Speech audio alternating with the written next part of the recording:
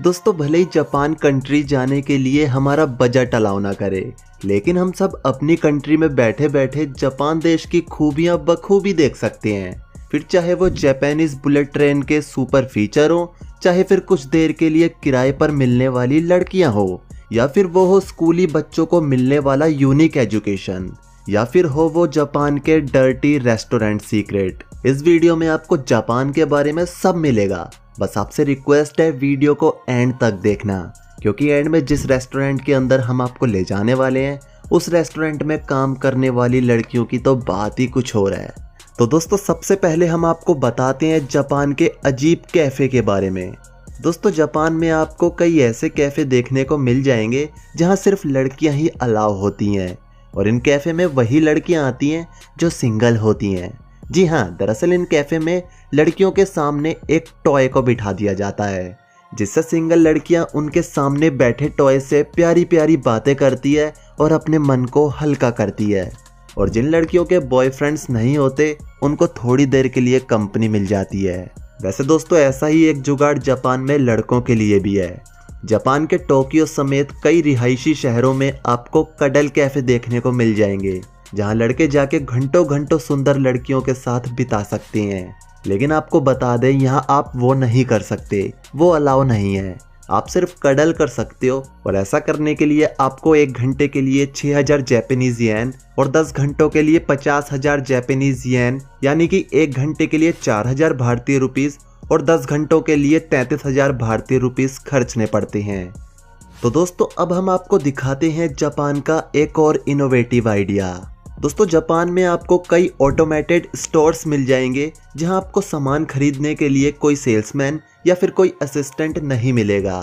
यहां आपको खुद ही अपना सामान खरीदने के बाद कार्ड से पेमेंट करना होगा, और सामान खरीदने के बाद खुद ही अपने सामान को मशीन के द्वारा पैक भी करना होगा।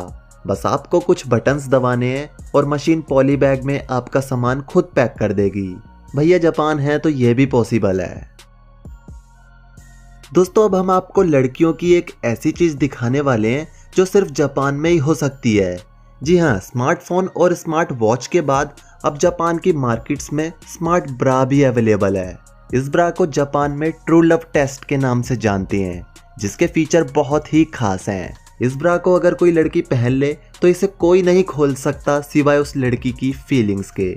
जी हाँ, इस ब्रा को जिस लड़की ने पहना होता है ये उसकी छोटी से छोटी फीलिंग्स को भी मॉनिटर करती है, और उसके शरीर में पैदा होने वाले हार्मोन से अंदाज़ा लगाती है कि महिला के दिमाग में क्या चल रहा है।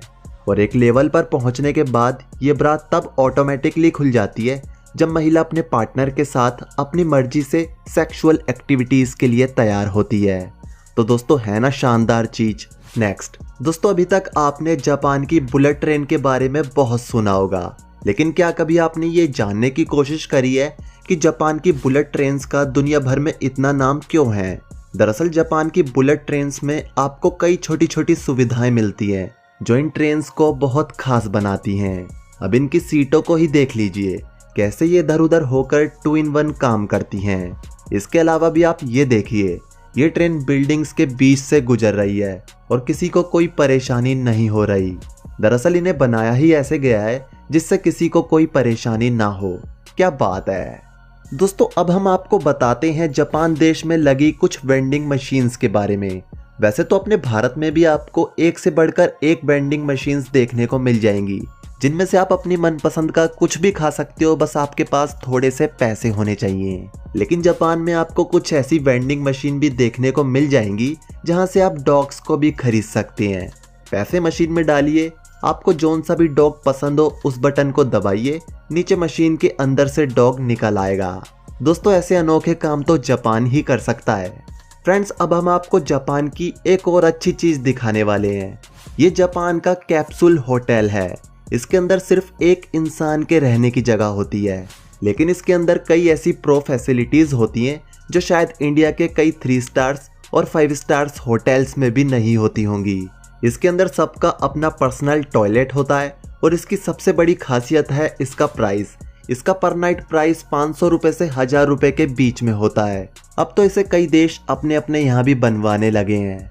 जी हाँ, भारत के मुंबई शहर में आपको कैप्सूल होटल देखने को मिल जाएगा। लेकिन ये नेक काम पहले जापान ने किया है। दोस्तों अब हम आपको जापान के कुछ स्कूल के नियम के बारे में बताने वाले हैं। वैसे आप भारत के स्कूल के रूल से तो भली भांति परिचित होंगे, लेकिन आपको जापान के स्कूल्स के रूल्स के बारे में भी जानना चाहिए, क्योंकि यहाँ के स्कूलों में कोई बड़ा और छोटा नहीं होता।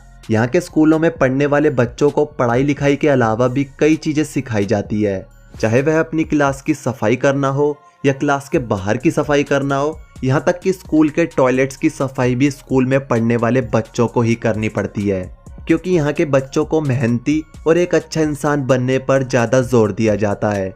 और आपको जानकर हैरानी होगी कि 10 साल तक जापान में किसी भी बच्चे से एग्ज़ाम नहीं लिया जाता, बल्कि शुरुआती दिनों में बच्चों को मैनर्स और पॉजिटिव रहना सिखाया जाता है। यही तो खासियत है जिस वजह से जापान पढ़ाई लिखाई के मामले में आज हमसे इतना आगे निकल चुका है। दोस्तों अब हम आपको जापान की एक और ख़ास चीज़ के बारे में बताते हैं।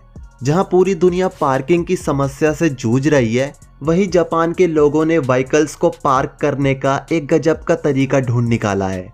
दोस्तों ये तो आपको पता ही होगा कि जापान के ज़्यादातर लोग साइकिल्स को यूज़ करते हैं। यहाँ साइकिल को पार्क करने के लिए पहले रजिस्ट्रेशन कराना पड़ता है, जिसके बाद एक ID कार्ड दिया जाता है और साइकिल पर टैग लगाया जाता है। इसके बाद साइकिल को पार्क करने के लिए उसे ऑटोमेटिक मशीन पर रखा जाता है, जिसके बाद टैग को स्कैन करते ही दरवाज़ा खुल जाता है और साइकिल ऑटोमेटिकली जाकर पार्क हो जाती है।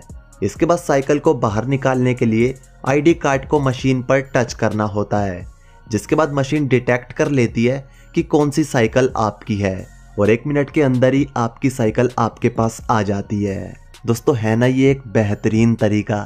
दोस्तों शुरुआत में ही हमने आपको कहा था कि हम आपको एक ऐसे रेस्टोरेंट के अंदर ले जाएंगे जहां खूबसूरत लड़कियों के ऊपर खाना सर्व किया जाता है। जी हाँ, ये जापानीज लोगों की परंपरा है, जिसे जापान के केवल कुछ रेस्टोरेंट्स ही फॉलो करते हैं। दरअसल वास्तव में ये काफ़ी मुश्किल है, क्योंकि यहाँ एक मॉडल को लेटा दिया जाता है और उसे बिना हिले डुले कई घंटों तक अपने ऊपर खाना सर्व करवाना पड़ता है। वैसे इन लड़कियों की बॉडी के ऊपर से खाना खाना कितना ऑकवर्ड लगता होगा।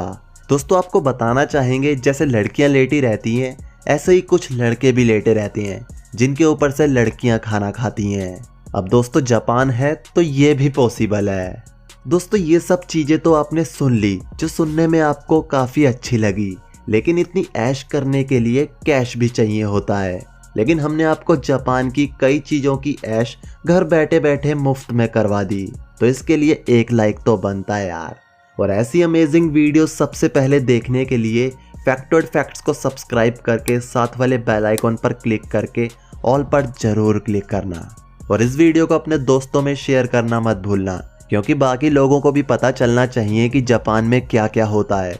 और वीडियो के बारे में अगर आपकी कोई राय हो तो नीचे कमेंट सेक्शन में बता देना। तो आते हैं नेक्स्ट वीडियो में, तब तक के लिए बाय बाय।